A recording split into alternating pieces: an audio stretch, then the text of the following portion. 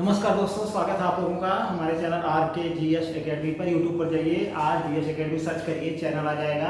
फिलहाल आज हम आधुनिक भारत यानी कि मेडोल हिस्ट्री का एक आईएमपी चैप्टर समाप्त करना चाहेंगे। एक घटना हुई थी जिसको बोला जाता है कामागाटा मारू प्रकरण। तो कामागाटा मारू प्रकरण था क्या, और कामागाटा मारू प्रकरण से जुड़े हुए जितने भी आईएमपी तथ्य हैं एग्जाम में पूछे गए हैं, तो हम आइए देख लेते हैं कि कामागाटा मारू प्रकरण था क्या। ये मेंस में लिखने में भी काम आएगा और प्रिलिम्स देने दोनों में भी काम आएगा। तो हमारा जो पॉइंट होगा वो होगा कामागाटा मारू प्रकरण। ठीक है, इसका सन हमको याद करके रखना है 1914। ये जो कामागाटा मारू प्रकरण हुआ था ये सन 1914 में हुआ था, और इससे क्या क्या चीजें रिलेटेड हैं इसके बारे में हम लोग जानकारी प्राप्त करेंगे।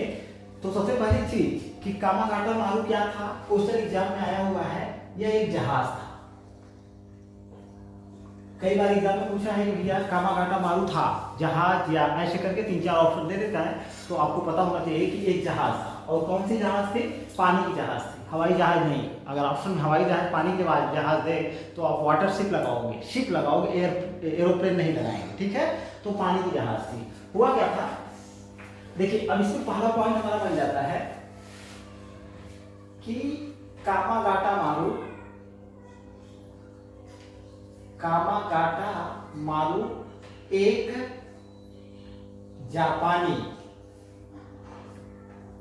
जापानी जहाज था जिसे पंजाब के गुरुदत्त सिंह ने एक जर्मन जहाज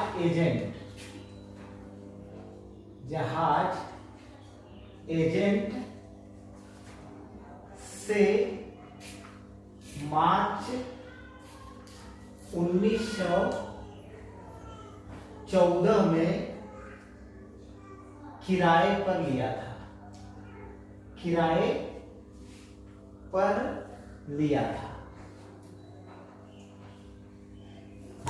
ठीक है, एजेंट का नाम था मिस्टर बोन। एजेंट कौन थे? Mister bone. ठीक है, अच्छा देखिए, ये गुरुदत्त सिंह क्या करते हैं, एक जहाज को किराए पर लेते हैं मिस्टर बोन से। और उसका रीजन क्या था कि उस समय हांगकांग के लगभग उस समय दूसरा पॉइंट आपका बन जाता है कि हांगकांग के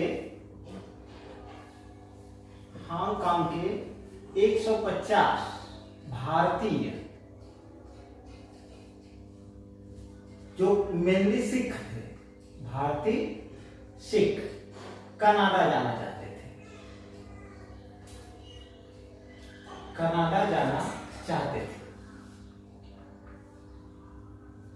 अच्छा देखिए, होता क्या है कि हांगकांग में कुछ सिख बसे हुए थे जो कनाडा जाना चाहते थे। तो उनकी मदद करने के लिए गुरुदत्त सिंह जी, पंजाब के गुरुदत्त सिंह जी, वो हालांकि उस समय वहां उपस्थित नहीं रहते हैं, ये हांगकांग जाते हैं। और हांगकांग में जो जहाज किराए पर लेते हैं उसका नाम कामागाटा मारू था।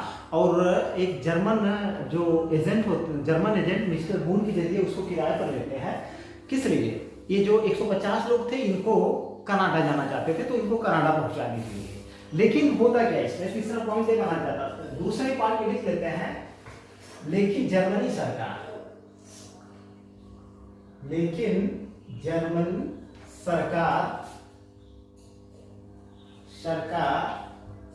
ने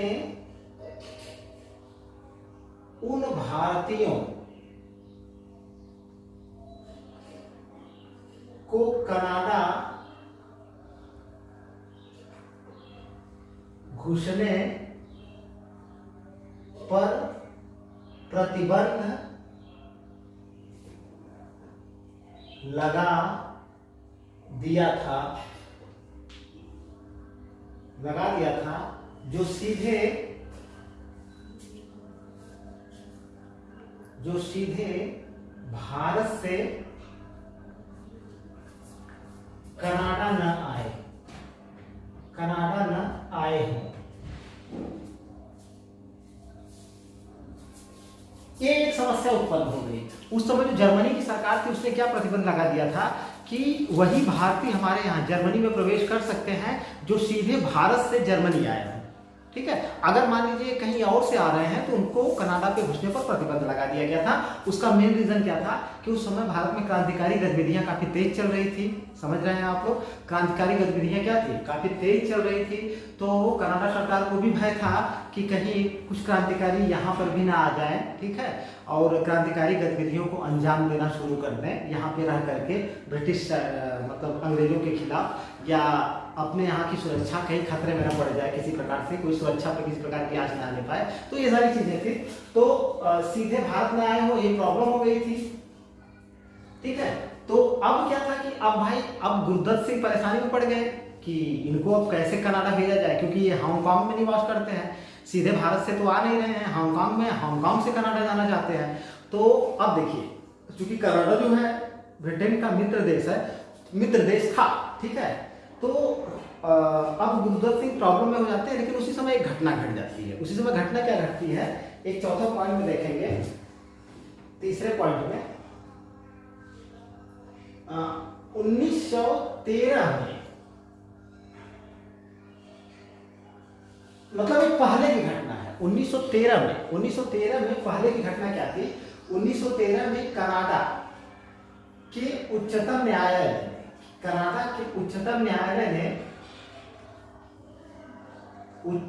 न्यायालय ने उन 35 भारतीयों को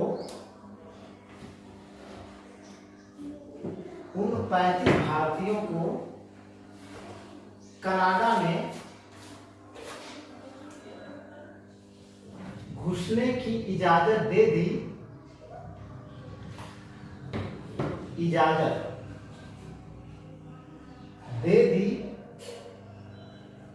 जो सीधे भारत से नहीं आए थे।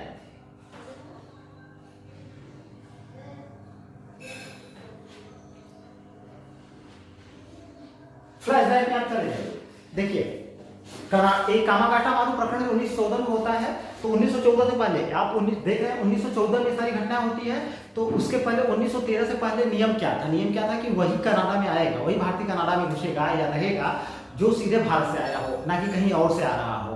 तो उस समय कुछ सिख, मैंने बताया कि 150 अधिक सिख थे, जो भारतीय सिख थे, जो कनाडा से हांगकांग रहते थे, जो कनाडा जाना चाहते थे। तो अब उससे पहले 1913 में उच्चतम न्यायालय ने क्या किया था कि 35 भारतीयों को कनाडा में घुसने की, रहने की इजाजत दे दी थी, जो सीधे भारत से नहीं आए थे। अब इस वाले मतलब इस आर्डर से उत्साहित होकर के ही उन्होंने 1914 में कामागाटा मारू नामक जहाज को किराए पर लिया था। तो आपका चौथा पॉइंट बन जाएगा, इससे उत्साहित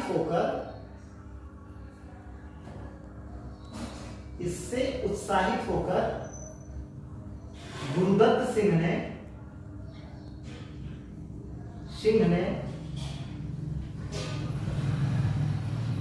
क्या, पहले मैंने कामागाटा मारू के बारे में बता दिया है, किस जहाज पे,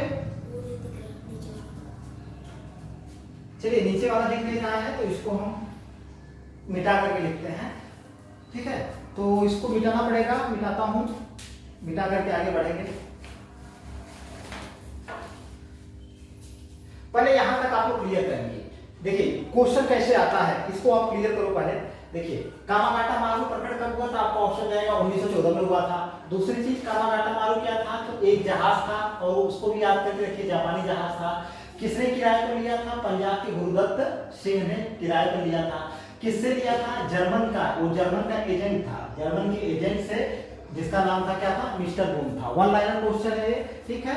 और क्यों लिया था? क्योंकि हांगकांग के 150 भारतीय सिख कनाडा जाना चाहते थे। ठीक है, और ये सारी चीजें आपको कथन और कारण, निष्कर्ष कथन और कारण में क्वेश्चन आ सकता है कि वो कनाडा जाना चाहते थे, लेकिन जर्मन सरकार ने उन भारतीयों को कनाडा जाने पर मतलब रोक लगा दी थी जो सीधे भारत से कनाडा न आए हों।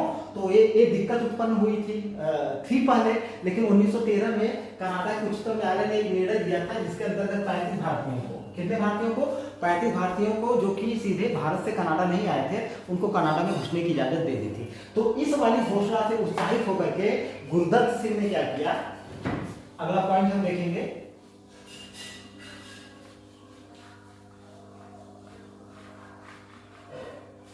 अब देखिए पॉइंट हमारा बनता है 5वां। गुरदत्त सिंह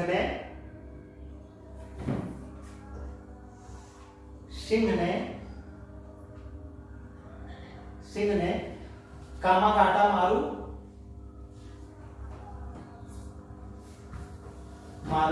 जहाज को किराए पर लिया था। किससे लिया था? सारी चीजें क्लियर हो गई हैं, तो हम यहाँ ये चीजें क्लियर नहीं करेंगे, अब सीधे सीधे चलेंगे कि किया क्या उन्होंने। गुरदत्त सिंह ने क्या किया? उस वाले उच्चतम न्यायालय के निर्णय से उत्साहित होकर के गुरदत्त सिंह ने क्या किया कि कामागाटा मारू नामक जहाज पर लगभग 376, ये जो आंकड़ा है 376 लोगों जिसमें 25 मुसलमान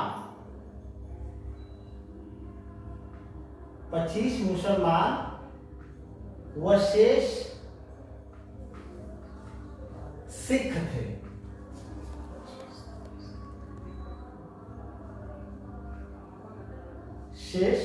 थे। को कनाडा के वैंकूवर के लिए रवाना किया।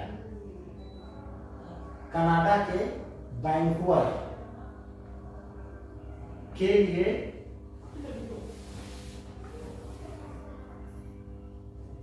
रवाना किया।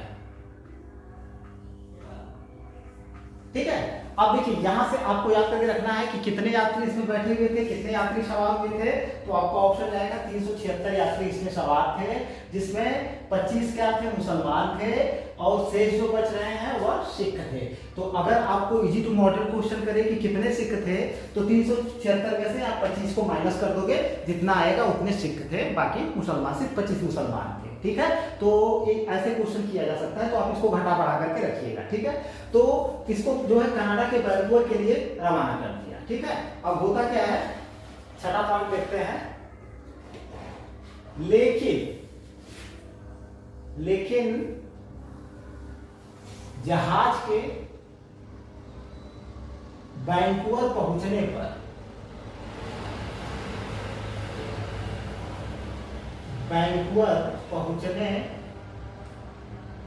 पर कनाडा के अधिकारियों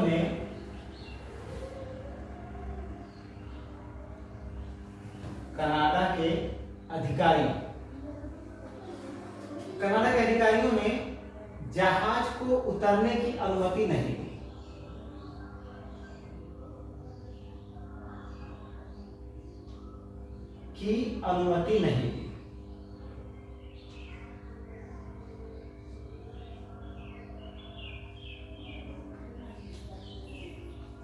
अब इसका रीजन क्या था? इसका रीजन देखिए एक ही था, मैंने बताया ना। इसका रीजन ये था कि भैया जो कनाडा से जहाज आ रहा है, कामागाटा मारू जो जहाज आ रहा है, जिसमें 376 लोग सवार थे, उसमें कनाडा सरकार को भय था कि इसमें कुछ मतलब क्रांतिकारी भी हो सकते हैं क्या? थे भी। क्यों? कि इसका रीजन क्या था कि इस जहाज पे 2 क्रांतिकारी ऐसे थे जिन्होंने जो सवार थे उस पे, और जिन्होंने यात्रियों को भड़काया भी था, जो सीधा भाषण भी दिया था जहाज में, जिसमें से एक का नाम था जहाज में। इस 7वां पॉइंट आपका बन जाएगा, जहाज में सवार 2 क्रांतिकारी भगवान सिंह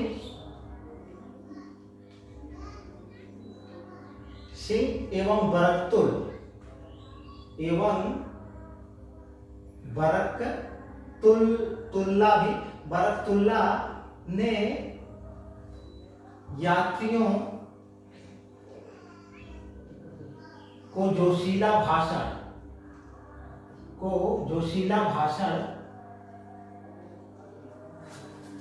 भाषण देकर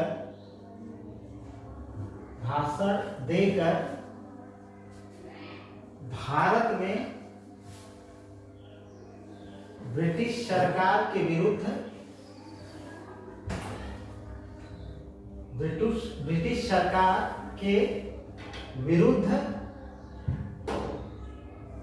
विद्रोह के लिए उकसाया।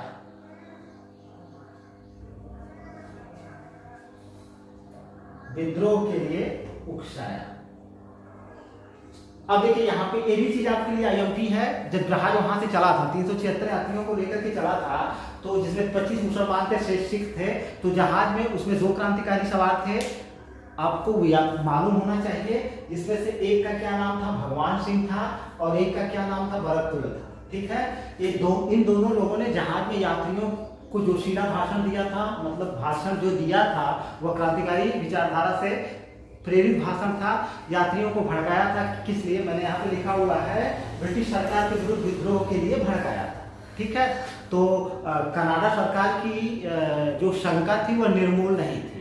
तो कनाडा सरकार ने क्या किया था, इनको जो है वहां पर उतरने की अनुमति नहीं दी। ठीक है, आईएमपी चीज इसको आप लोग याद करके रखोगे। क्या इनका किसने भाषण दिया था? भगवान सिंह ने, और किसने?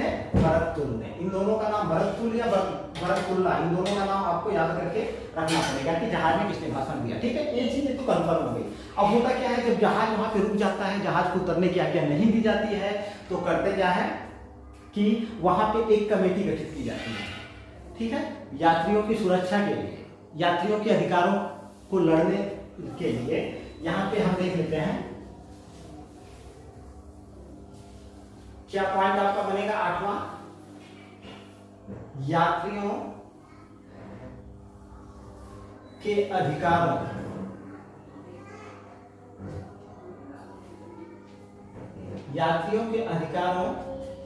के लिए लड़ने हेतु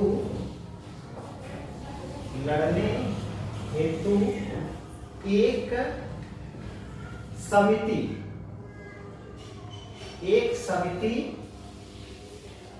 हुसैन रहीम,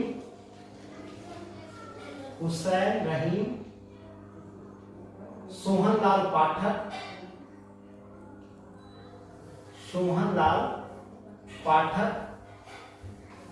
व बलवंत सिंह के नेतृत्व में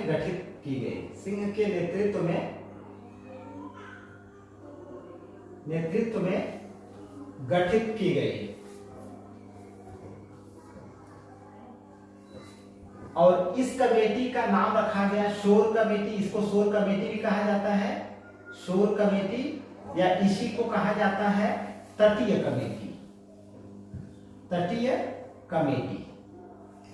भी आईएमपी क्वेश्चन है, आप पिछला पेपर उठा करके देख लीजिए। पीसीएस में, आरओ में, आईएएस तक में हर जगह क्वेश्चन आया हुआ है। क्वेश्चन अगर करे, देखिए क्वेश्चन कैसे करेंगे, क्वेश्चन ऐसे करेंगे कि मतलब शोर कमेटी किससे संबंधित है, ऐसे कर सकते हैं। ये जो शोर कमेटी या तटीय कमेटी किससे संबंधित है, तो उसमें आपका एक ऑप्शन कामागाटा मारू कांड होगा या कामागाटा मारू प्रकरण होगा, उस पर आप ऑप्शन टिक करोगे। या शोर कमेटी का निम्न में से कौन कौन से सदस्य थे या नहीं थे, तो आपको तीनों का नाम रख के रखना है। एक थे हुसैन रहीम, एक थे सोहनलाल पाठक और एक थे बलवंत सिंह। ठीक है, ऐसे याद कर सकते हो ट्रिक के तौर पे। हुसैन को कह सकते हैं हसा, ठीक है ना, हुसैन रहीम, ठीक है ना, हस रहीम।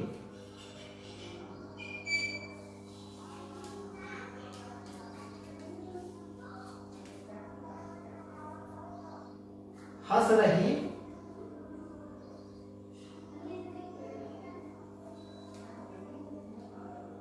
सोने लाल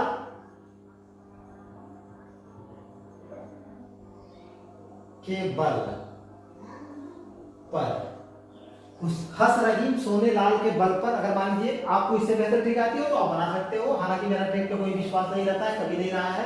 मैंने जो है मतलब मैं कहता हूँ कि आपकी बहुत ज़्यादा ट्रिक, मैं देखिए कभी ट्रिक बना करके नहीं आता हूँ, ना तो पढ़ाने पर कहीं कहीं ट्रिक काम कर जाता है, तो ट्रिक आप अपने से बना सकते हो। आपको नाम याद रखना पड़ेगा, हुसैन रहीम थे, सोनलाल पाठक थे, वो बलवंत सिंह थे। ये तीनों किसी से संबंधित थे। आपका ऑप्शन जाएगा शोर कमेटी या तटी कमेटी से। यात्रियों के अधिकार को लड़ने के लिए क्या किया गया था? सोहनलाल पाठक, बलवंत सिंह और हुसैन रहीम के नेतृत्व में शोर कमेटी या तटी कमेटी गठित की गई थी। लेकिन इस बीच क्या होता है, इस बीच होता क्या है कि 9वां पॉइंट, भारत की ब्रिटिश सरकार ने, भारत की ब्रिटिश सरकार ने, ब्रिटिश सरकार ने जहाज को सीधे सीधे कलकत्ता लाने की आज्ञा दी, कलकत्ता लाने की आज्ञा दी। ठीक है, ब्रिटिश सरकार क्या करती है, इस जब जहाज कनाडा पे नहीं रुक पाता है, वहां पे ये लोग अपनी कमेटी भी गठित करते हैं, लेकिन कोई सुनवाई नहीं होती है, तो ब्रिटिश सरकार क्या करती है, ये कहती है कि भाई जहाज को लेकर के सीधे यहाँ पे आइए, कहाँ पे, भारत में आइए, मतलब कलकत्ता आइए, भारत में कलकत्ता आइए। और जो कलकत्ता में जहाज कहाँ पे रुकती है, बजबज नामक बंदरगाह पे। जब ये बजबज नामक बंदरगाह पे जहाज आती है तो वहां पर क्या होता है कि ब्रिटिश मतलब सैनिक जो है बंदूक लेकर के खड़े थे, और यात्रियों में और जो सैनिक थे उनमें झड़प हो जाती है। तो यात्री और सैनिकों में क्या हो जाती है, झड़प हो जाती है, गोलीबारी भी हो जाती है, जिसमें कि इस झड़प में क्या होता है, लगभग 18 यात्री मारे जाते हैं और लगभग 202 यात्रियों को जेल भेज दिया जाता है, यात्रियों को जेल भेज दिया जाता है। ठीक है, इस प्रकार से कामागाटा मारू प्रकरण यहीं पे समाप्त हो जाता है। लेकिन कामागाटा मारू प्रकरण जो ये होता है ये यहीं पे समाप्त, इसको हम समाप्त नहीं कहेंगे, क्योंकि यहाँ पर आप यहाँ से देखिए क्वेश्चन और बन सकता है। मैंने जिन दो लोगों का नाम लिखवाया था जिन्होंने जहां पे जो सीधा भाषण दिया था, जिनका नाम मैंने बताया था, एक बलवंत सिंह थे, कौन थे, एक आपके बलवंत सिंह थे, सॉरी यार बलवंत सिंह नहीं, भगवान सिंह थे, दो नाम बताए थे ना, भगवान और बरकतुल, ठीक है, बरकतुल्ला। ठीक है, इन्हीं दोनों लोगों ने भाषण दिया था ना वहां पे। लेकिन एक चीज याद रखने वाली बात है कि ये दोनों लोग क्रांतिकारी थे, और ये दोनों लोग जो है मतलब गदर, एक गदर नामक संस्था थी, गदर पार्टी से संबंधित थे। किससे संबंधित थे, गदर पार्टी, जो कि अब इसकी स्थापना कहाँ हुई थी, कैसे हुई थी, जब हम लोग क्रांतिकारी आंदोलन पढ़ेंगे तो वहां पे क्लियर हो जाएगा। तो ये भगवान और बरकतुल क्या थे, गदर पार्टी से संबंधित थे।